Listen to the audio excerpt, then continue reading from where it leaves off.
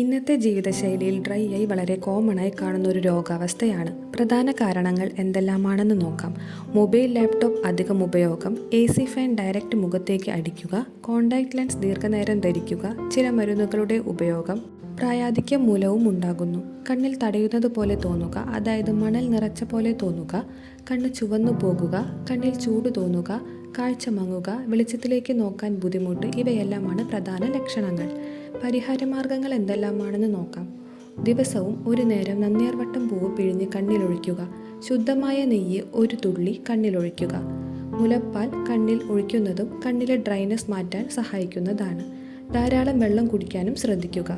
എന്തെല്ലാമാണ് ശ്രദ്ധിക്കേണ്ടതെന്ന് നോക്കാം. Mobile, laptop അമിത ഉപയോഗം കുറയ്ക്കുക.